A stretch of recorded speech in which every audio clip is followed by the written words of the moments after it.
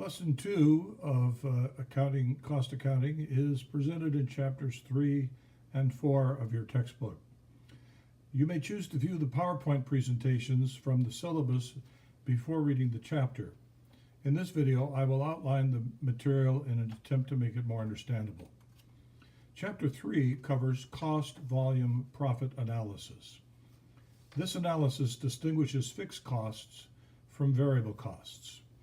It examines how revenues, total costs, and operating income change with changes in the number of units sold, selling price, variable cost per unit, and the total fixed costs. The book offers 3 methods for calculating that are mathematically identical. These are the equation method, the contribution margin method, and the graph method.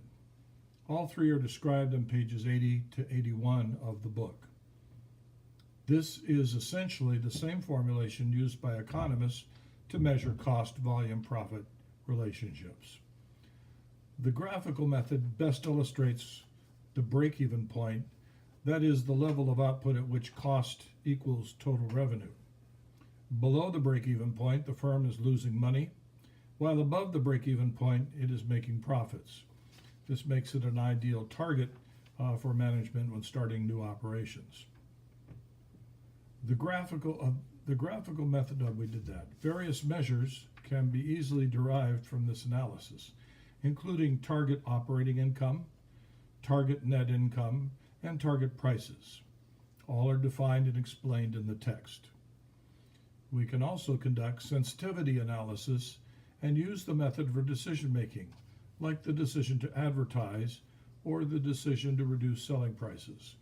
These all fit nicely into the CVP process or analysis. The book also introduces the concepts of operating leverage, the effect of sales mix on income, and alternative cost structures for planning and budgeting purposes. We close with a consideration of the use of contribution margin versus gross margin.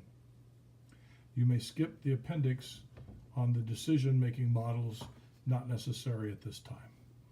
Chapter 4 deals with job costing. We will later compare this with process costing. Job costing is used when the output is composed of distinct jobs rather than continuous production of identical products. Think of a home builder versus a cola bottling operation, and you get the idea. During production, the direct labor and material costs are known, but the overhead costs will not be known exactly until the end of the year. Instead, we use a predetermined overhead rate to estimate overhead costs as the job is being done. When actual overhead is known at the end of the accounting cycle or end of the year, we make an adjusting entry to reflect the differences. This is called normal costing, and it is typical for most types of merchandising business. In this system, direct costs are generated from source documents that provide a job cost record. Indirect costs are assigned using a cost allocation base, or more than one. Multiple bases are possible as well. A typical cost allocation base is direct manufacturing hours. This is also called a cost driver. Indirect costs may be segregated into cost pools, separate balances that are treated individually for greater accuracy. The book compares actual costing with normal costing to explain why the second method is to be preferred. A number of examples of the use of information technology to improve cost systems is also presented here. And you'll read stories about Home Depot and others and how they are using handheld devices, computers, and other electronics to monitor the movement of inventory, particularly when the volume of inventory is so vast that no one person could possibly track it. The chapter, beginning on page 130, we trace the flow of cost information through the accounting process, including the entries that affect inventory and the year-end adjusting entries. This section is lengthy, but is important, so take some time to digest it. We will probably devote a considerable amount of our class time to looking at this particular part of the chapter. The chapter concludes with problems for self-study.